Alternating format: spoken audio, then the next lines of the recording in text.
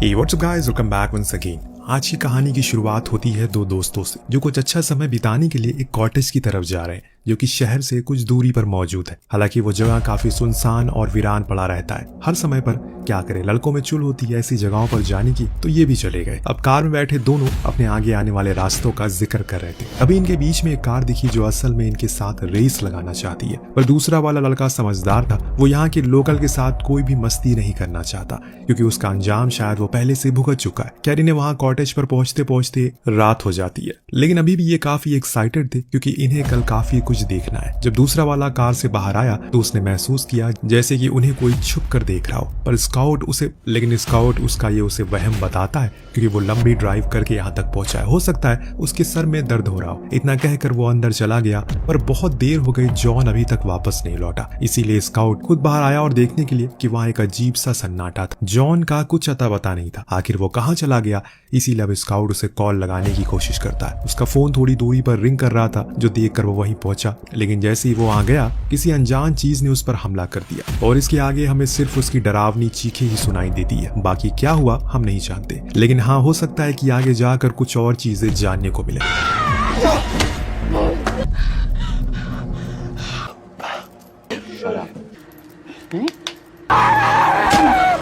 फिलहाल अब यहाँ से सीन शिफ्ट होकर पहुंचता है एक लेस्बियन कपल पर जो कि साथ ही रहती है और बहुत खुश भी है, पर इनके बीच में एक डर है कहीं किसी को इनके इस रिलेशनशिप के बारे में पता न चल जाए। पर यह चीज सिर्फ रे को थोड़ी अजीब लगती है। वॉलरी तो पूरी तरह से तैयार थी इस रिश्ते को आगे बढ़ाने के लिए, यहाँ तक वो तो उससे शादी भी करने के लिए राजी हो गई थी, पर रे अभी भी श्योर नहीं है इस चीज को लेकर। अब आपको जानकर ये हैरानी होगी कि ये लोग भी उसी रिट्रीट कॉटेज में जा रहे हैं जो इन्हीं की तरह एक गे कपल ने बनाया है, क्योंकि उसे पता था कि उसके जैसे सेम जेंडर वाले कपल के लिए प्राइवेट स्पेस बहुत जरूरी होता है। इसीलिए वो ऐसे लोगों को उस पर रेंट पर देता है। और ये चीज वैली को अपनी एक दोस्त से पता चली, इसीलिए उसने भी उसे बुक कर लिया कुछ दिनों के लिए। लेकिन अभी रे जाने के लिए मान नहीं रही है क्योंकि उसे ऐसी अजीब जगहों पर जाना बिल्कुल पसंद नहीं है। पर वैली उसे पिछले एक हफ्ते से इस चीज के बारे में कह रही है, इसीलिए आज फाइनली उसने कह दिया कि ठीक है वो जाएंगे। दोनों कार से उस जगह के लिए निकल गए। हर बारी की तरह बीच में उन्हें गैस स्टेशन पड़ा। ये रुककर कुछ सामान वगैरह खरीदते हैं और इसी दौरान एक शख्स वैलेरी से फ्लर्ट करने लगता है, और वो भी बड़ा ही भयंकर वाला,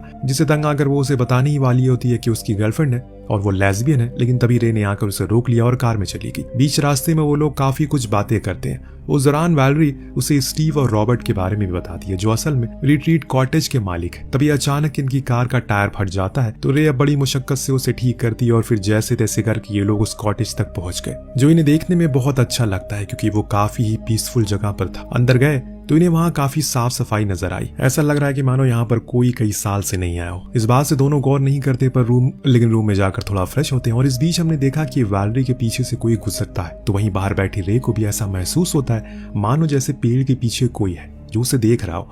लेकिन वहम समझकर उसने उसे इग्नोर कर दिया और अंदर आ गई। लेकिन उसे धीरे धीरे करके यहाँ की चीजें बड़ी अजीब लगती है। ऐसा इसलिए दरअसल उसने इस रोमांटिक कॉटेज में एक अजीब सी हंटिंग की पेंटिंग को देखा है, जो चीज थोड़ा सा सोचने पर उसे मजबूर कर देती है कि आखिर यहाँ इसका क्या काम। इतने में वैलेरी चेंज करके आती है और फिर दोनों थोड़ा सा वॉक के लिए जंगल में चले जाते हैं। इस दौरान हम उसी जंगल में एक फोन को पड़ा हुआ पाते हैं जो रिंग हो रहा था और कई बार उस पर मिस कॉल भी आ चुकी थी। ये किसका था ये हमें नहीं पता, लेकिन हाँ अभी तक इन दोनों को इस बारे में कुछ भी पता नहीं चला है। दोनों बड़े आराम से एक जगह पर बैठकर थोड़ी बातें करते हैं, अपने आने वाले कल के बारे में बातें सोचते हैं। तभी रे को भी कुछ अजीब सा महसूस हुआ जैसे कि इस बारी उन्हें कोई रिकॉर्ड कर रहा हो, और इस बारी वो उसी दिशा में गई ये देखने के लिए क्या वहाँ सच में कोई था। वहाँ उसे एक सिगरेट पड़ी मिली जिसमें से अभी भी धुआं निकल रहा था, मतलब साफ था यहाँ सच में कोई मौजूद है जो उनके लिए पहले से बैठा था, क्योंकि उसे पता है कि वो लोग यहीं पर आएंगे।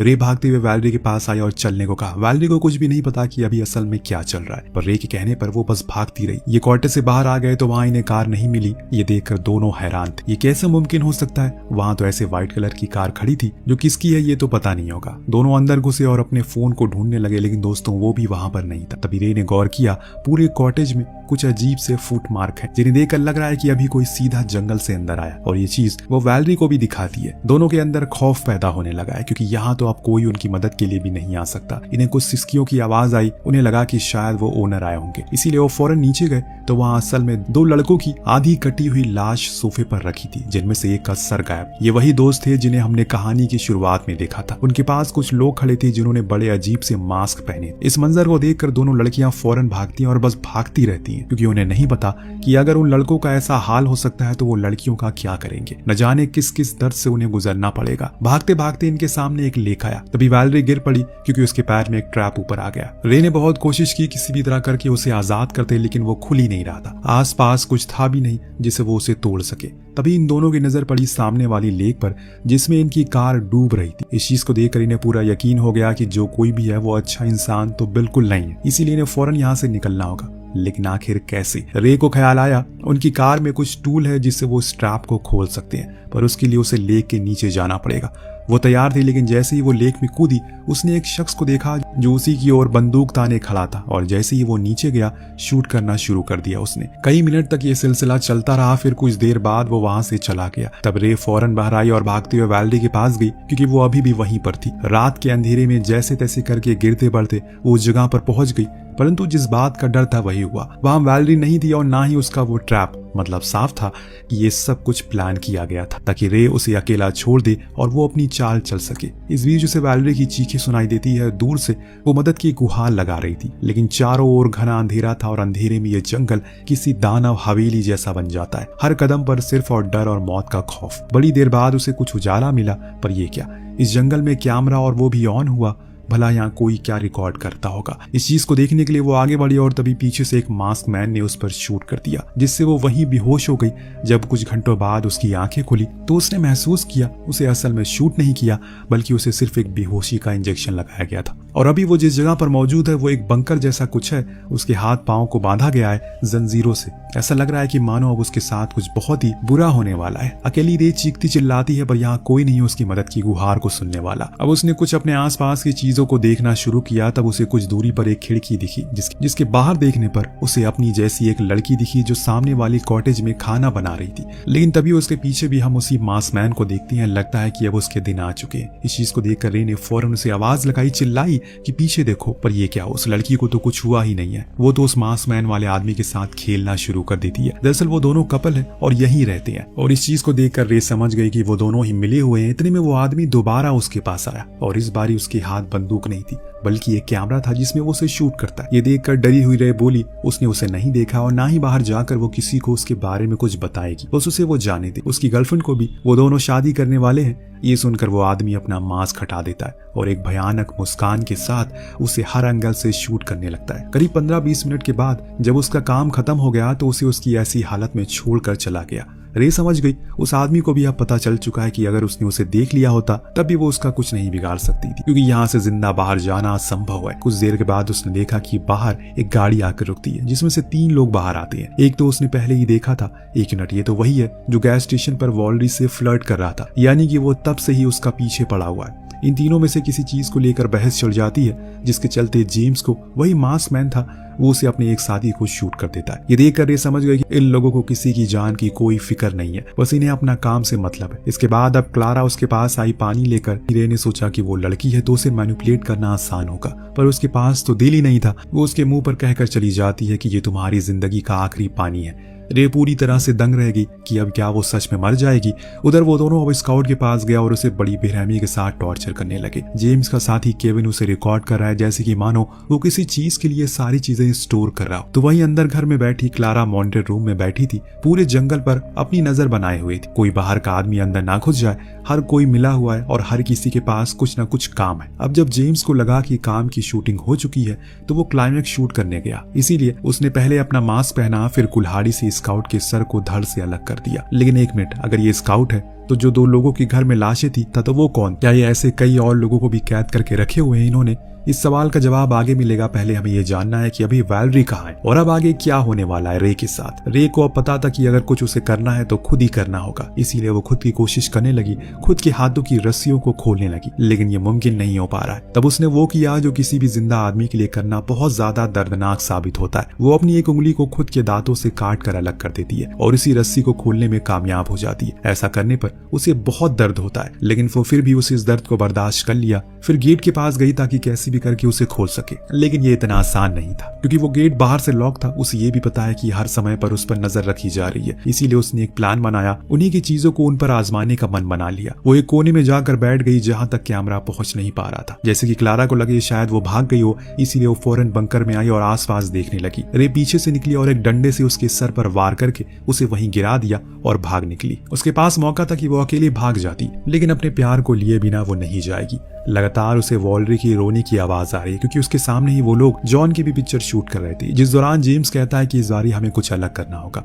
क्योंकि लास्ट बारी मूवी लोगों को पसंद नहीं आई थी। इसीलिए साफ पता चलता है ये लोग असल में लाइव होते हैं ये सब करने के दौरान, या फिर इन चीजों को रिकॉर्ड करके मार्केट में बेच देते हैं एक फाइल की तरह, जो कई तरह के नामों से मशहूर है। एक तो अभी मार्केट में काफी ताजा है, आपको पता ही होगा। खैर अब उन्होंने नए रास्तों को ढूंढ लिया और इस बारी वो उसके सर को एक बारी नहीं बल्कि कई बार वार करके अलग करते हैं, और ऐसा करने में केविन को बहुत ज्यादा मजा भी आ रहा था। ऐसा लग रहा है उसे देख करके जैसे ये उसका पसंदीदा काम हो। ये सब छुप कर रे देख रही थी क्योंकि उसने वाल्डी की आवाज को उसे ढूंढ लिया और वो वहीं बैठी हुई थी। उसकी आंखों के सामने ये सब कुछ हो रहा है। अब इतने में वहां पर क्लारा आ गई घायल हालत में, जो बता देती है कि रे भाग चुकी है। जेम्स तो उसके सर के चोट को देखकर पागल हो जाता है, फौरन उसके पास जाकर उसकी मरहम पट्टी करता है। इस चीज का फायदा रे उठा लेती है और भाग कर जाती है वैलेरी के पास। उसे तुरंत ही खोलना शुरू करती है। बड़ी ही बेरहमी से इन लोगों ने उसे बांधा हुआ था। उसने फौरन उसे खोला और पास रखा, एक चाकू उठा लिया, लेकिन अभी ये दोनों बाहर नहीं जा सकते क्योंकि गेट तो लॉक है। इसीलिए रे ने एक तरीका ढूंढा। उसने देखा कि वहां कुछ तेजाब की बोतल रखी हुई है, तो उसने उन सभी बोतल को एक में मिक्स कर लिया और तैयार हो गया एक भयानक सोल्यूशन, जिससे वो वैलेरी को दे देती है और कहती है जैसे ही केविन अंदर आएगा तुम उसके मुंह पर इसे छिड़क देना, और खुद वो पीछे कुल्हाड़ी लेकर छुप जाती है। कुछ देर बाद वो हैवान दोबारा आता है, लेकिन इस बारी कहानी कुछ और थी। उनकी खुद की पिक्चर बनने वाली थी जिसका उन्हें अंदाजा तक नहीं था। जैसे ही केविन अंदर आया वैलेरी ने पूरी बोतल उसके मुंह पर उड़ेल दी, जिससे वो तड़पने लगता और बिना गेट बंद किए चला गया। दोनों का प्लान काम आ गया। बाहर आने पर इन्हें 2 कार देखी, उसमें चाबियां नहीं थी। जरूर चाबियां घर के अंदर होगी, इसीलिए रे अब अंदर जाती है और हड़बड़ाहट में चाबियों को ढूंढना शुरू करती है, जो उसे मिली तो नहीं, लेकिन हाँ वहां जेम्स आ गया जो उस पर अपनी ताकत का पूरा फायदा उठाता है। बेचारी रे तो मरने ही वाली थी, वो हिल तक नहीं पा रही थी, लेकिन पीछे से वैलेरी ने आकर जेम्स पर कुल्हाड़ी से वार किया और उसकी खोपड़ी खोल दी, जिससे वो वहीं मारा गया। इस चीज से वो खुद भी सहम चुकी थी क्योंकि उसे यकीन नहीं हो रहा है कि वो ऐसा कुछ भी कर सकती है। रे ने उसे हिम्मत दी और कह दी कि जल्दी चलो, हमें चलना होगा। लेकिन तभी इन लोगों की नजर पड़ी उसी मॉनिटर रूम पर जहां पर रिपीटेड टेलीकास्ट चल रहा था स्काउट की मौत का, जिससे 2 लाख लाइव लोग देख रहे थे और पसंद भी कर रहे थे। इन लोगों ने पूरे जंगल में कैमरास लगाए हुए थे जिसमें यह हर चीज रिकॉर्ड करते हैं। जैसे कि जब ये दोनों उस ट्रैप को खोलने की कोशिश कर रहे थे तभी इन्हें रिकॉर्ड किया गया। दरअसल ये सब कुछ इसलिए कर रहे हैं लोग क्योंकि इन्हें सेम जेंडर वाले लोगों से सख्त नफरत है, इसीलिए इन्होंने खास ये रिजॉर्ट बनाया है जिसमें टैगलाइन ही वही रखी हुई है, LGBTQ वाले लोग यहाँ पर आए और अपना समय बिताए और फिर उन्हें अपने जाल में फंसा ले, जिसके बाद उन्हें बेदर्दी से मार दिया जाए, उनकी टेप को बेचकर मार्केट में पैसा कमाया जाए। दोनों इन चीजों में ज्यादा व्यस्त हो गए थे, इन्हें पता ही नहीं चला कि कमरे के बाहर क्लारा बंदूक लेकर खड़ी है, उसके सर पर अपने बदले का खून सवार है क्योंकि इन लोगों ने उसके पति को मार दिया था। और इस बारी तो रे पागल हुई पड़ी है, उसने बिना कुछ सोचे समझे ही उस पर कूद गई, जिससे कि क्लारा जमीन पर गिर जाती है। और इस बारी उसे लगता है कि वो उसे नहीं मारेगी, लेकिन अब तो रे के अंदर कुछ अलग सा ही मचल रहा है। वो उसके सर के ऊपर एक मॉनिटर देकर मारती है, जिससे उसके सर का कीमा बन जाता है। जो उन्होंने बाकियों के साथ किया अब वो उसके साथ हो गया। अब इनके पास मौका था कि वो चाबी लेकर भाग जाए, लेकिन अभी भी एक शिकारी बचा है जिसका शिकार किए बिना ये नहीं जाएंगे, क्योंकि रे पूरी तरह से इस खेल को खत्म करना चाहती है ताकि आगे किसी की भी हिम्मत ना हो ये घटिया काम करने की। उसने कैमरा में देखा तो केविन हंटिंग ग्राउंड के पास था। दोनों ने ठान लिया कि अब उसे मार कर रहेंगे, इसमें उनकी जान भी जा सकती है, पर उन्हें इसका अफसोस नहीं है क्योंकि वो लड़कर मरेंगे, तड़प कर नहीं। दोनों अलग अलग दिशा में चली गई क्योंकि उन्हें पता था कि अगर वो एक साथ जाएंगी तो मौत का खतरा ज्यादा है, ऐसे कोई एक ही मरेगा। अब बड़ी देर हो गई, केविन कहीं दिखाई नहीं दे रहा है, इसीलिए अंत में रे ने खुद को चारे की तरह इस्तेमाल किया। सामने आकर कहने लगी, अब वो खुद को सरेंडर करती है और नहीं खेलना उसे ये खेल। केविन तुरंत बाहर आया और उस पर बंदूक तान दिया। इतने करीब से मौत देख रे की धड़कन तेज हो चुकी थी, लेकिन उसके मन में एक सवाल था। उसे बस ये पूछना था कि आखिर वो ये सब क्यों करता है और कब से कर रहा है। अब ये चीज उसने पूछी। अपनी आखिरी विश कहकर तो केविन ने बताना शुरू किया कि क्लारा उसकी बहन थी और जेम्स उसका जीजा। उन तीनों ने मिलकर इस गेम को बनाया था ताकि वो पैसे कमा सके, लेकिन वो बहुत कम पैसे कमाते थे। पर एक दिन उन्होंने एक गे कपल को पकड़ा और जब उसका रिस्पॉन्स रिस्पॉन्स देखा तो हम शॉक हो गए, इसीलिए उसके बाद हम सेम जेंडर वाले को पकड़ने लगे जैसे कि तुम दोनों हो। तभी अचानक से एक गोली आई और केविन के जिस्म के आर पार हो गई। ये काम था वैलेरी का, इसीलिए वो दोनों अलग थे। रे उसे इतनी आसानी से मरने नहीं देगी। वो उसे घसीट कर किनारे पर आई, उसके मुंह पर कैमरा रखकर उसे लाइव दिखाना चालू कर दिया, जिसमें कि अब उसके फैंस उसकी ही मौत का तमाशा देख रहे हैं। ये सब देखकर केविन गुस्से में झपट्टा मारता है, लेकिन रे ने तभी उसकी गर्दन को चीर दिया चाकू से और कहानी को खत्म कर दिया। सुबह का सूरज निकल आया क्योंकि अब रात का अंधेरा डूब चुका है। उन तीनों की तरह ही उन्हें खुद भी कभी नहीं सोचा होगा कि एक दिन उसके हाथों पकड़ा गया शिकार उनका ही अंत कर देगा। सब कुछ वैसा ही छोड़ दिया इन दोनों ने, ताकि अगर कोई यहाँ पर आए तो ये सब देख सके। उनकी लाश भी जिसे अब कीड़े खाकर खत्म कर देंगे। उधर इन दोनों को कुछ भले लोग लिफ्ट देते हैं जिससे वो शहर तक पहुंच गए। और इसी के साथ ये कहानी यहीं पर समाप्त होती है। आपको इस कहानी से एक चीज सीखनी चाहिए कि कभी भी जाने से पहले कहीं पर भी उस जगह के बारे में चीज को देखना और परखना चाहिए। जरूरी नहीं है दूर से सुंदर दिखने वाली चीज पास जाकर भी सुंदर दिखे। मिलते हैं अगली वीडियो में। Thank you so much watching.